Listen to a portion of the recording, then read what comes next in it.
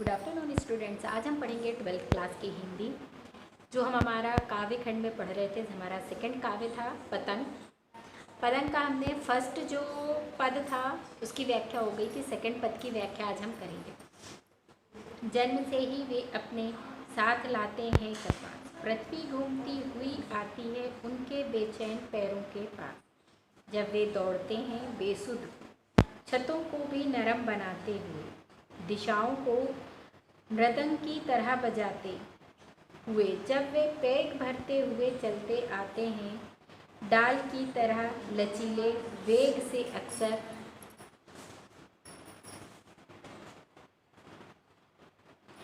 छतों के खतरनाक किनारों तक उस समय गिरने से बचते हैं। उन्हें सिर्फ उनके ही रोमांचित शरीर का संगीत, पतंगों की धड़कती ऊंचाइयां उन्हें थाम लेती हैं, महज एक धागे के सहारे। आज हम इस पद की व्याख्या करेंगे। चलिए देख लेते हैं। कवि क्या कहते हैं कि बच्चों का जो शरीर है वो कैसा होता है, कोमल होता है। ऐसा लगता है मानो वे कपास की नरमी लोच से लेकर ही पैदा हुए हों। उनकी जो कोमलता को स्पर्श करने के लिए धरती भी ललायित रहती, ललायित मतलब छूने के लिए बेचैन रहती है। ठीक है। उनके बेचैन पैरों के पास आती है जब वे मस्त होकर दौड़ते हैं। दौड़ते समय क्या होता है, उन्हें मकान की जो छतें हैं वो कठोर नहीं लगती। उनके पैरों से छतें भी कैसी हो जाती हैं, नरम हो जाती हैं। उनके पद चापों से सारी दिशाओं में मृदंग जैसे मीठा स्वर उत्पन्न होता है।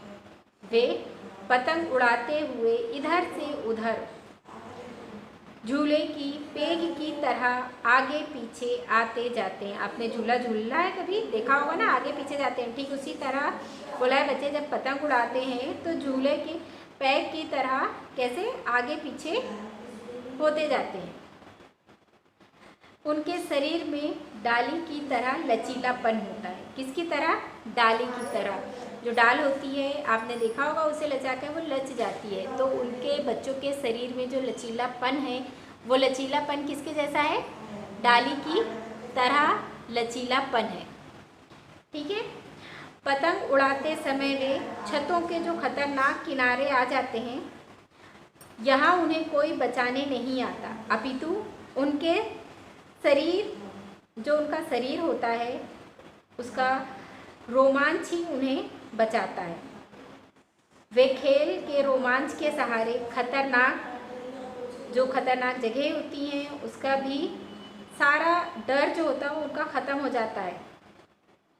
उस समय उनका सारा ध्यान जो है वो पतंग की डोर के सहारे, उसकी जो उड़ान है, ऊंचाई के सहारे वो खुद भी उड़ान भरने पर उनकी जो ध्यान रहता है वो पूरी तरह उस पर केंद्रित रहता है। ऐसा लगता है मानो जो पतंग की ऊंचाइयां हैं, ऊंचाइयों ने उन्हें क्या कर दिया है, केवल डोर के सहारे ही थाम लिया है। आपका जो तीसरा पद है वो है, पतंगों के साथ साथ वे भी उड़ जाते हैं अपने रंध्रों के सहारे। अगर वे कभी गिरते हैं छतों के खतरनाक किनारे से और बच जाते हैं, तब वो और भी निडर होकर सुनहले सूरज के सामने आते हैं। पृथ्वी और भी तेज घूमती हुई आती है उनके बेचैन पैरों के पास। कवि क्या कहता है कि कवि कहते हैं कि आकाश में अपनी जो पतंग है, बच्चे जो पतंग उड़ा रहे हैं, पतंगों को उड़ते देख कर जो बच्चे हैं उनके मन में भी आकाश में, उनका जो मन है वो भी आकाश में उड़ने रहता है, उड़ने लगता है। उनके शरीर को रोए, उनके जो शरीर के रोए होते हैं उनमें भी संगीत उत्पन्न हो जाता है तथा वे भी आकाश में उड़ रहे हैं, ऐसा उन्हें महसूस होता है। कभी कभार वे छतों के जो किनारे से गिर जाते हैं, परंतु जो उनके शरीर का लचीलापन होता है उसके कारण वे बच जाते हैं। उस समय उनके मन का जो भय है वो समाप्त हो जाता है और वे अधिक उत्साह के साथ जो सुनहरे सूरज के सामने फिर आते हैं। दूसरे शब्दों में हम कह सकते हैं इसे कि वे अगली सुबह फिर पतंग उड़ाते हैं। उनकी गति और अधिक तेज़ हो जाती है पृथ्वी पर तेज़ गति से उनके बेचैन पैरों के पास आती है। ये आपके इन दोनों पदों की व्याख्या कंप्लीट हो चुकी है। अब इन पदों की जो व्याख्या है और क्वेश्चन आंसर है वो मैं आपको सेंड कर दूँगी।